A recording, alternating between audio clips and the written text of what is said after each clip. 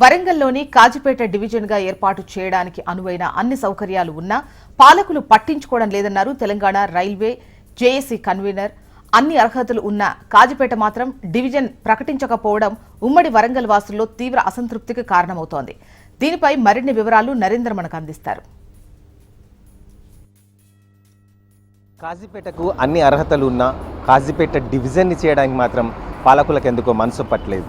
అన్న చెప్పండి అన్న, ఏంటి మనకెందుకు మరి డివిజన్ ఇవ్వట్లేరు? ఈ డివిజన్ ప్రకటిస్తే ఎలాంటి ఉపయోగాలు ఉంటాయి, ఎలాంటి అర్హతలు ఈ కాజిపేటకు ఉన్నాయి?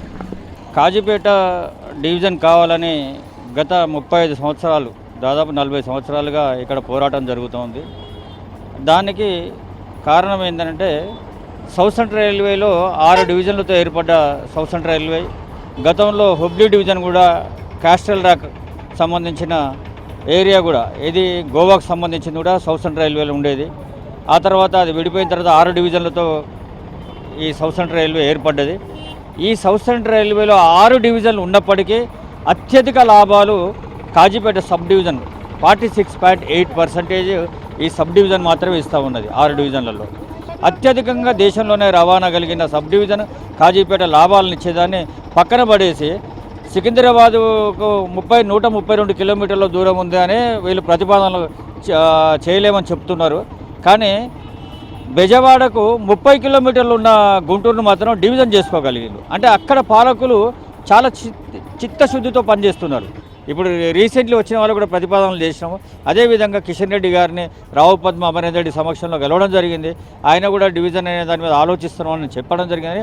స్పష్టత ఎక్కడేం లేదు. సికింద్రాబాద్ డివిజన్ దేశంలోని అత్యధిక పెద్దగా డివిజన్ కావాలింది కాబట్టి అందులో బైఫర్కేషన్ చేస్తూ సగభాగం చేస్తూ కాజీపేటను డివిజన్ చేయాలి. ఈ కాజీపేట డివిజన్ కూడా చేయడం వల్ల ఏమైందంటే రామగుండం మనుగురు కొత్త లైన్ వస్తున్నది.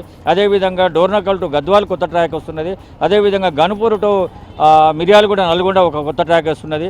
ఈ రవాణా కూడా ఇబ్బంది అవుతున్నదన్న ఆలోచనతో బైపాస్ ట్రైన్లను కూడా మీకు Nashkal to Chintalapalli bypass, Nashkal to Asanaparthi bypass, అదేవిధంగా కరీంనగర్ గంగాధరం నుంచి పటాన్ చెరువు వరకు కొత్త రైల్వే మార్గాలు తయారవుతున్నాయి. కాబట్టి ఇంకా విస్తరణ పెరుగుతుంది. కాబట్టి పరిపాలన విధంగా అధికారులకు కానీ ఉద్యోగులకు కానీ పనిభారం పెరుగుతుంది. కాబట్టి ఈ డివిజన్ కావాలనేది మేము కోరుతున్నాం. ఒకవేళ డివిజన్ చేయకపోతే తీవ్ర స్థాయిలో మళ్ళీ కోచ్ ఫ్యాక్టరీకి అయితే ఏదైతే ఉద్యమం చేసిందో ఆ స్థాయిలోనే ఉద్యమాలు చేయడానికి తెలంగాణ రైల్వే చేసి ముందుకు పోతుంది. ఇక్కడ మరి ఉద్యోగాల విషయాలు కానీ, దాని భద్రత విషయం కానీ, దాని కార్యాచరణ దానికోసం మరి ఎలా ఉంది? మరి అనుకూలంగా ఉందా లేదా? ఇక్కడ కోచ్ ఫ్యాక్టరీ ఏదైతే రైతులు వాళ్ళ యొక్క పొలాలను మరి చేసుకొని బ్రతికేటువంటిది కూడా వాళ్ళు ఏం పెళ్లిళ్ళకి అమ్ముకోలే, పిల్లల చదువులకు అమ్ముకోలే.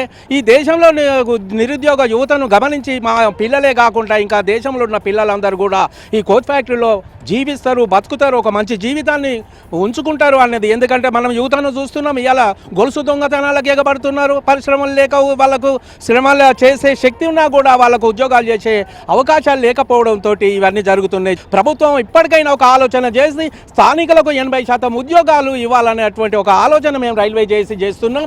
ఒకవేళ ఇయని పక్షంలో గత పోరాటాలు ఏ విధంగానైతే మేము నిర్మాణం చేసినామో ఆ పోరాటాలను మళ్ళీ మేము ప్రజల్లోకి తీసుకుపోయి రాజకీయ పార్టీలు కూడా ఒక రకమైన ఆలోచన భావం కలిగే విధంగా మేము ఉద్యమాలు చేసి వాళ్ళని కలుపుకొని ఒక పెద్ద ఎత్తున మళ్ళీ ఒక ఉద్యమ నిర్మాణానికి పోతామని చెప్తున్నాం. ప్రధానంగా ఇవాళ రైల్వే చేసి కోరుకునేది ఏంటంటే జిల్లాలో ఉన్నటువంటి పార్లమెంట్ సభ్యులారా, మరి ఎమ్మెల్యేలారా, రాజకీయ పార్టీల కోణంలో కాకుండా ఏ కోచ్ ఫ్యాక్టరీ అయితే ఇక్కడ మనం ఐదాపురంలో పడ్డదో, ఏ భూములనైతే ఆ రైతులు దానం చేసిండ్లో ఈ స్థానిక ప్రాంత నిరుద్యోగులకు ఉద్యోగాలు కల్పించే దాని మీద మీ స్పందన రావాలి, స్పష్టమైన ప్రకటన రాయాలని చెప్తున్నా. ఏంటంటే ఒకవేళ ఈ ప్రాంతంలో వేసిన కోచ్ ఫ్యాక్టరీలో స్థానికులకే ఉద్యోగం ఇవ్వకపోతే, ప్రాంతవాసులకే ఉద్యోగం ఇవ్వకపోతే ఈ ప్రాంత అభివృద్ధి జరుగుతుందా లేదా అనే ఒక ప్రశ్న కూడా రాజకీయ పార్టీలు వేసుకోవాలని నేను కోరుకుంటున్నా. పేరుకు చూస్తున్నాం ఇవాళ రైల్వే డివిజన్ అనేది చాలా అవసరం. ఇక్కడ అన్ని అర్హతలు ఉన్నాయి కాబట్టి ఇస్తే ఇక్కడున్న స్థానికులకి ప్రత్యక్షంగా కానీ పరోక్షంగా కానీ జీవన భృతి కలుగుతుంది, దొరుకుతుంది, ఒక ఉద్యోగం దొరుకుతుంది అని చెప్పేసి ముఖ్యంగా దానికోసం ఆ పోరాటం ఉంటుందని చెప్పి స్పష్టం చేస్తున్నారు. అలాగే ఇప్పుడు ఏదైతే కోచ్ ఫ్యాక్టరీ ఇచ్చారో అందులో కూడా స్థానికులకే ఉద్యోగ అవకాశాలు కల్పించాలని చెప్పి డిమాండ్ చేస్తున్నారు. లేని పక్షంలో మాత్రం రైల్వే డివిజన్ని ఉద్యమం పెద్ద ఎత్తున చేసి అన్ని వర్గాలను కలుపుకుపోయి మరీ సాధిస్తామని చెప్పి హెచ్చరిస్తున్న పరిస్థితి ఇక్కడ ఉంది. Cameraman Sampath, Narendra, HM TV, Warangal.